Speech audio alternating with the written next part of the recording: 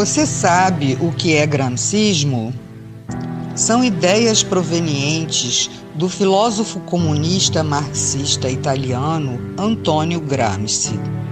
Fundou a tese de que para implementar o socialismo numa sociedade, o melhor caminho é ir alterando aos poucos a estrutura de todas as instituições humanas, incluindo as religiosas, educacionais, morais, culturais, jurídicas, governamentais e midiáticas da mídia. Uma sociedade culturalmente e moralmente fraca é muito mais vulnerável a presenciar revoluções de qualquer tipo. Gramsci postulou o conceito de hegemonia cultural, que é o domínio ideológico de uma classe sobre a outra, trazendo o enfraquecimento do capitalismo, culminando em uma revolução e ditadura comunista. Uma nação inteira fica dopada e dominada, formando uma sociedade idiotizada para que se perpetuem no poder. O gramscismo vem sendo adotado em vários países da América do Sul, como Bolívia, Chile, Nicarágua, Argentina, Uruguai, Peru, Guianas, Venezuela e Brasil. Aqui se tornou mais forte no governo de Fernando Henrique Cardoso, quando este permitiu a criação do Foro de São Paulo, proposto por Lula e Fidel Castro. Essa doutrina está sendo inserida em doses homeopáticas na veia da sociedade, e muitos não acreditam que estejam contaminados. O golpe comunista é feito em etapas. Primeira etapa: um governo populista. Essa fase pode ocupar várias presidências do mesmo partido ou da mesma coalizão. Assistencialismo. Ao aumento de bônus familiares por filhos, grávidas, planos de emergência, bolsas, etc. Objetivo: votos de cabresto na próxima eleição e controle sobre a classe pobre. Inchaço da máquina governamental. Com o aumento de cargos públicos, estimam-se 4 votos do grupo familiar por cada emprego público. Os capitais privados começam a diminuir seus investimentos e seus empregados são absorvidos pelo sistema público. Objetivo: votos de cabresto na próxima eleição. Aumento de salários e aposentadorias, inclusive sem contribuição prévia. Inicialmente, contam com a aprovação da classe trabalhadora e dos sindicatos. Depois, começa a espiral inflacionária que anulará todos os aumentos. O custo de vida dispara e o objetivo é a fidelização de eleitores e votos de cabresto na próxima eleição. Meios de comunicação. Todos recebem dinheiro do governo, ficando assegurada a publicidade oficial. Transmitem notícias distorcidas e com visões que interessam ao sistema para manipular a massa, e depois começa a censura, impedindo totalmente o conhecimento da realidade através, inclusive, do controle da internet, que se tornará interna e restrita. Aqui no Brasil, vemos a perseguição àqueles que combateram a subversão nos anos 60. Demonizam as Forças Armadas, o regime militar, taxando-o de ditadura e outras mentiras, criando uma imagem de inimigo inexistente, porém temido. A corrupção, esta se fará presente no círculo dos amigos do governo, que estarão protegidos pela impunidade, os deixando livres para saquear os cofres da nação. Uma outra manobra é promover falsas acusações de discriminação às minorias, como índios, homossexuais, presidiários, drogados, etc. Legisla a favor dessas minorias com o objetivo de criação de grupos ideológicos para a defesa do sistema e ainda a fidelização de eleitores para a próxima eleição. Porém, quando o comunismo tiver totalmente instalado, todos serão rejeitados. A delinquência é uma ferramenta essencial para a implantação do comunismo. Dominam as ruas, infiltram-se em manifestações como grupos extremistas, os Black Blocs, que são financiados, assim como os agentes e líderes de movimentos sociais para prejudicar os que são contrários ao sistema. Segurança. Haverá um desmonte progressivo, falta de equipamentos, atraso nos salários, desmoralização por supostos atos de corrupção e violência. Leis que beneficiam os infratores e prejudicam a ação policial.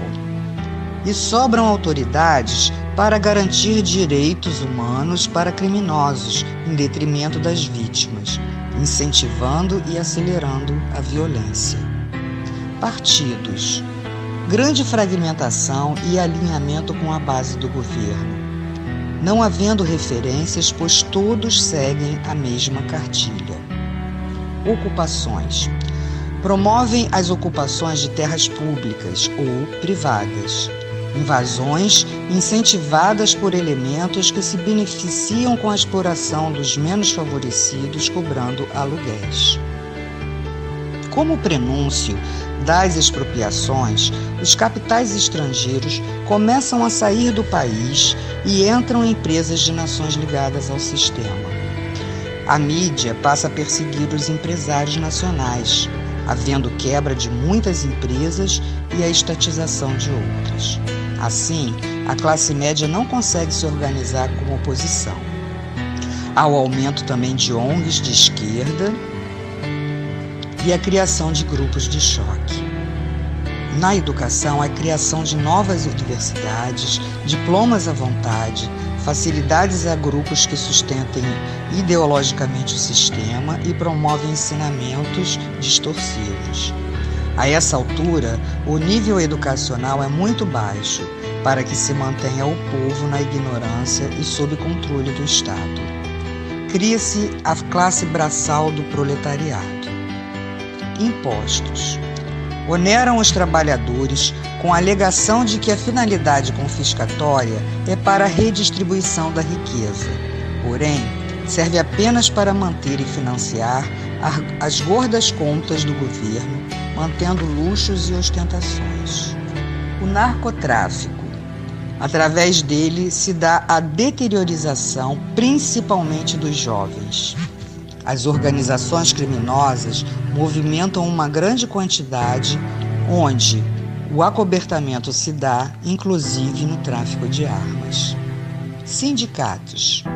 A princípio, formados com o intuito de coibir greves através de acordos com o governo. Posteriormente, os dirigentes não alinhados com o sistema se retiram das centrais sindicais na tentativa de formarem centrais dissidentes, sem a menor possibilidade de êxito. Saúde. Criação do sistema único com crescente diminuição da qualidade e precário atendimento, utilizado pela maior parte da população. As prestadoras privadas, com a inflação crescente, altos custos e encargos, acabam sendo obrigadas a vender suas empresas ou então serão estatizadas.